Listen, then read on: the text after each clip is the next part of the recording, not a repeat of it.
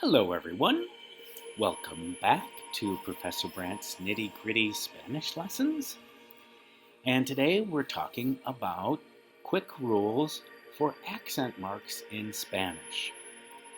Many English speakers have a little bit of difficulty dealing with the accent marks in Spanish, but if you follow my quick rules, I think that you will be able to use accent marks in a much more accurate and appropriate way. So let's take a look. What we call accent marks are really called tildes in Spanish. Tilde is a diacritical mark, and they're not random at all. They actually follow a very well-defined pattern. And you just need to know what the main uses are. We use accent marks in Spanish with question words, and that is for both explicit and implied questions. So when we use words like qué, quién, cómo, cuándo, por qué, cuántos, all of the question words, for either a direct question or an implied question, we put an accent mark on the stress syllable. We also use accent marks to differentiate identical one-syllable words so that the two different meanings can be clear in writing. All right. For example, te and te. The te without an accent mark is a pronoun to you, or you as a direct object. And te with an accent mark means tea, the beverage, okay, el té. Mi without an accent mark means my, possessive. Mi with accent mark is a pronoun, a mí, para mí. El without an accent mark means the, for masculine nouns. El with an accent mark means he, and it's a pronoun. And there are just a few more words that fall into this category, and those you just simply have to memorize, but it's a small group. The third situation is when the pronunciation of a word splits a diphthong and makes a separate syllable. Quickly, a diphthong is when two vowels next to each other make one sound and one syllable. There are many cases in Spanish where the pronunciation makes two syllables out of the vowels that are next to each other, but we have to show that in writing with an accent mark. Púa, baúl, país, hacía, simetría, envío, reúne, reír, río. These are all words that normally the vowels would unite and form a diphthong. But in this case, the pronunciation has two-syllable words, or it has more than one syllable for the two vowels. Okay. And this is a fairly common occurrence in Spanish, but the pronunciation tells you that the vowels are not forming a single syllable. The last group is the one that seems to cause the most difficulty for most learners of Spanish, and that is we have to use accent marks when the pronunciation stresses a syllable that differs from the stress rules in Spanish. So we'll have to take a look real quickly at those two rules, only two, for stress in Spanish.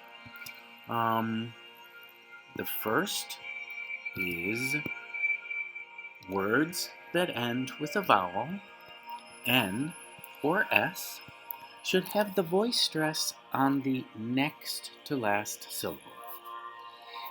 This is the largest category. This is the most common structure of words in Spanish, as we will see in a moment. But let's take a second to process this one more time. If a word ends with a vowel, the letter N or S, the voice stress should be on the next to last syllable. So, taking a look at some examples, we see words that end in a vowel. Okay. Silla, computadora, libro, maquillaje, motocicleta. This is the majority of words. Casa, mesa. Yeah, just so many words. It's hard to even think of them all at once. All right. Words that end in N should also have their stress on the next to last syllable. Comen, sientan, proponen, Carmen. And finally, words that end in S, again, have the stress normally on next to last syllable. Tomas, mesas, zapatos, cuadros, crees, piernas. So that's the norm for those words, but if the pronunciation puts the vocal stress on a different syllable, we have to show where the stress is falling with an accent mark. The reason we use an accent mark with these words is to show that the stress is on a different syllable than the norm. We're not following the rule, we're breaking the rule. Okay? So, for example, words that end in a vowel where the stress is not falling on the next to last syllable. América, champú, jugó, viajaré, médico, serví. Rather than the stress on the next to last, it's on a different syllable. And we show that with an accent mark. Words that end in N, where the stress should be on the next to last syllable, but it is not, we have to show with an accent mark, like nación, trampolín, ningún, extensión, podrán. And finally, words that end in S, where the stress is not on next to last syllable, compás, cortés, unís, tendrás. Okay, now, the other stress rule, as you can imagine, is words that end with a consonant, but not N or S, should have the voice stress on the last syllable. All right, one more time.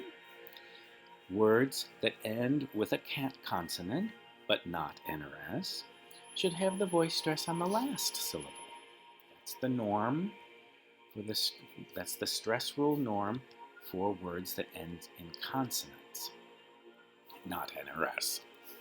Okay, so following that rule, we have words that end in J, like reloj and sig. We have words that end in R, yogur, servir, and all infinitives.